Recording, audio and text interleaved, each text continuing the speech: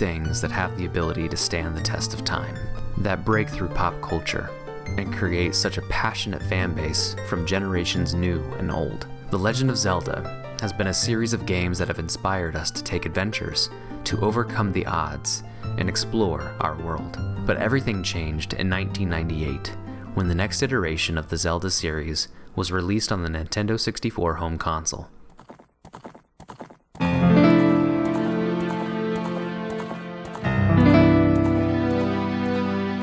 The Legend of Zelda: Ocarina of Time was a game that defined the series forever. I can flash back to the second grade, going to a friend's house, blowing into the N64 cartridge, slamming it down and booting up what was my first entry into the Zelda series.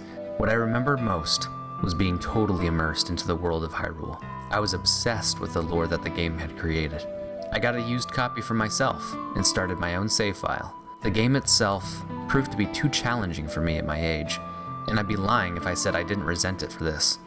I put it down for many years, but when I grew older, I decided to revisit it. The only way I can describe it is I understood the concept of Link not being old enough to wield the Master Sword. I had to grow up just like he did before I could continue my adventure. The most incredible thing is to see that while it's been more than 2 decades since the game's release, the game is still being discussed, studied, played, and celebrated. Now, why is this? I believe it is the way the game makes us feel that keeps it in our memory. It is a concept that the story, themes, quest, and ending are all centered around time. The concept of time is found in every fabric of this game, and leaves a satisfying yet heartbreaking feeling when we've completed our quest. It is because things don't necessarily work out for our hero that tells a compelling story. While the game offers a fantastic villain and many monsters and foes for our hero to face, we know the true enemy our hero is facing but is doomed to fail against: time. Time is the true enemy of Ocarina of Time, and is why this game's story is a tragedy.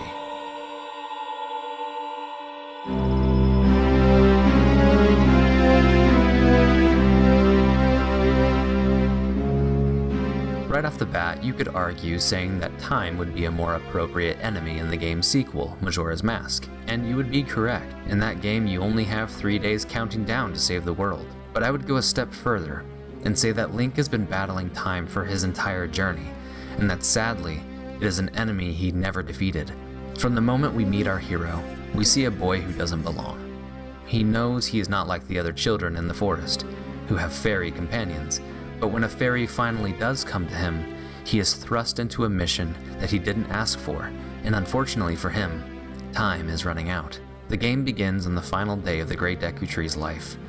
Link must fight to break the curse on the Deku Tree, but despite his efforts, the Kokiri's protector withers and dies. As the Deku Tree says, the mission was doomed from the start. Link, having no choice, must leave his home with the spiritual stone in hand, travel to Hyrule Castle, and meet with Princess Zelda.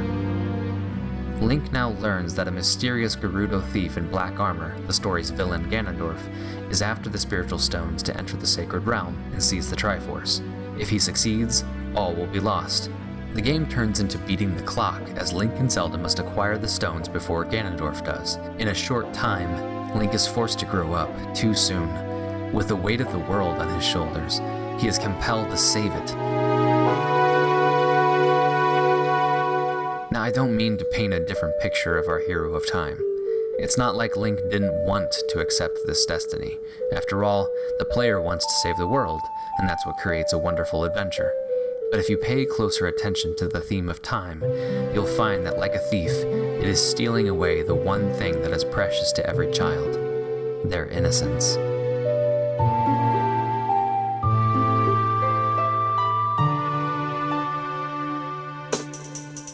Because of his quest, Link must say goodbye to his childhood friend Saria. His time is now dedicated to protecting the lands of Hyrule. He befriends Darunia, chief of the Gorons, and defeats the Dodongo beasts in Death Mountain, saving the Goron race. He saves Princess Ruto from the belly of Lord Jabu Jabu, and returns her to her father. All of Link's deeds are to fend off the beasts that Ganondorf has sent into every region. Along the way, Link is forming new friendships.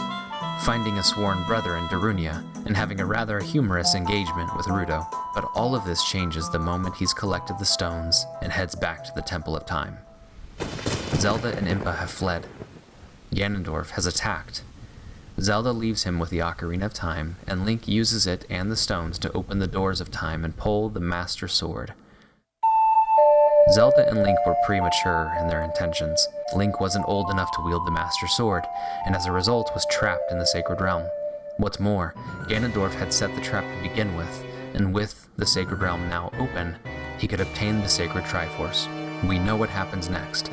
We flash ahead 7 years, and learn from the sage Rauru that Hyrule is in need of saving once again. The ironic juxtaposition here is that we as the player are so excited to see Link fully grown, and we are ready to fight more bad guys. But in reality, time has stolen even more from our hero, his childhood.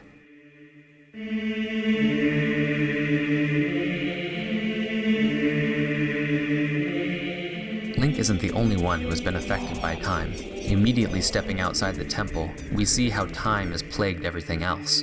Ganon's grip on the castle and town have completely decimated what once was. 3 dead creatures now roam the streets that were once full of life. The people of Castletown have fled to Kakariko Village. It is a village that is haunted by evil spirits, and its protector, Impa, has gone missing. We meet those who worship Ganondorf and see others in Lon Lon Ranch profit from his rule. Kokiri Forest has been infested with monsters. When Link returns home, he is seen as a stranger. The Gorons have been taken hostage into the Fire Temple to be eaten by the dragon Volvagia. Zora's domain has frozen over, and Lake Hylia has been drained. The witches and surrogate mothers of Ganondorf, Twin Rova, rule the desert with a band of thieves. Everywhere Link turns, he sees how the passage of time has changed everything. This creates a much more desperate world to run around in. The biggest change of all is to see how Link truly does not belong in this time, and he is a stranger to everyone. The people he met and made connections with in his travels have either gone or do not remember him. Once again, choice has been taken away from our hero, and he must fight to undo the damage done. We tend to forget that Link is still a child, trapped in an adult's body. He is forced to grow up far faster than he should be allowed. It is in this way that time has beaten our hero once again.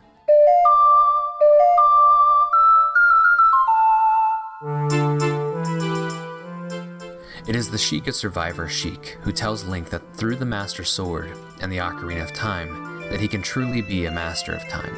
Link uses these items to travel back and forth 7 years, change the climate, the time of day, and even transport himself across the map. These tools allow him to shape events in the past and present to save the kingdom. You could assume that time has lost its battle with our hero, that if he controls it, it can't hurt him anymore. But that's not what we see. We don't see Link use the time for his own benefit. He isn't going back 7 years and getting the time he missed back. He uses time to help others. Why? Because having the ability to control time has made him a slave to it. He is bound by his duty to use time to awaken the sages, find Zelda, and save the world. There is this unspoken expectation from the sages, from Sheik, heck even from Gaepora, that he needs to be a hero.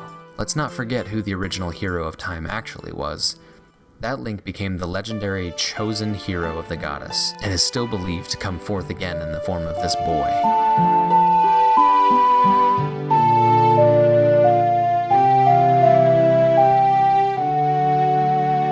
Everything culminates in a final clash with Ganondorf.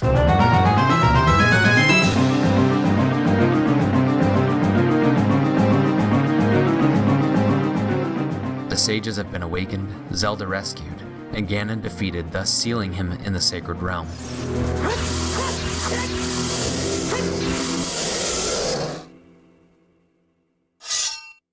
Link has fulfilled his duty to Hyrule.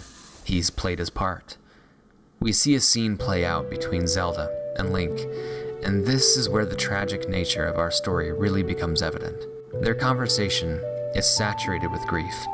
Zelda, while eternally grateful to her hero, is guilt-stricken for what she has done to him. She was young and naive and couldn't know what was going to happen to Link in the Temple of Time. She didn't know he would be trapped for 7 years. She feels responsible for a life not lived. Link had dedicated his life to her and to Hyrule, and Zelda, in an effort to fix things, decides to send Link back to live in his own time, this time for good. This is where the timeline splits forever. When Link goes back to the past, he and Zelda are able to foil Ganondorf's plan before it even begins. On the surface, you could think this wraps up our story quite nicely with a bow. The truth is, Link returns to a life where what he experienced never happened. The present timeline shows a Hyrule where Link no longer exists. It is here that we realize, through Zelda's actions and good intentions, that time is able to play its worst trick of all.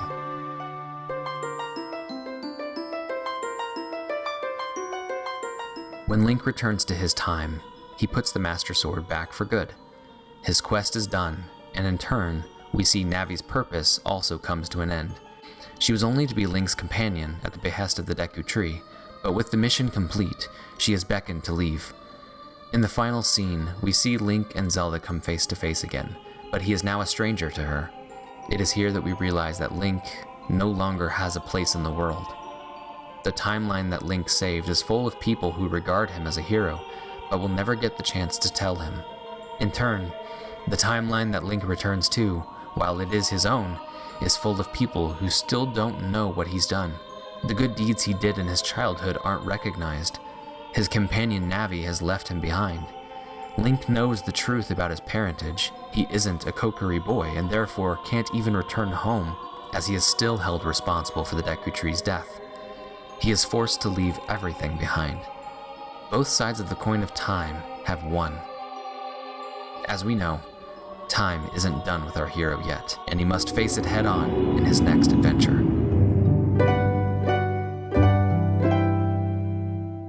The ending of Ocarina of Time, while satisfying, is one that makes us pause and think about the consequences of time. It is for this reason that I think this game is so compelling. It is clear that when you pick up the controller that it is an older game, and certain aspects haven't aged well, but by the same token, so many parts of it have. It's an experience that gives the player real power and also shows us how that power can ultimately control us. Ocarina of Time is a masterclass of visual storytelling, immersion, and progression. These elements, paired with the deep and meaningful themes of time and its consequences, are why I believe the game is as famous as it is today. Zelda games bring us laughter and joy. They make us feel cool and powerful. They reward us for thinking and planning and exploring. But for those of us who show up for a good story, they deliver strong, deep, and sometimes tragic tales. And this is why I think many of us love Zelda games.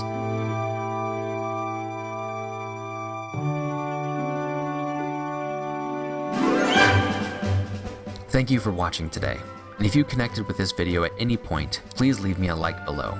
If you're new to the channel, please consider subscribing and ringing the bell so the next time I put out Zelda content, you get it here. In the meantime, happy gaming, everybody.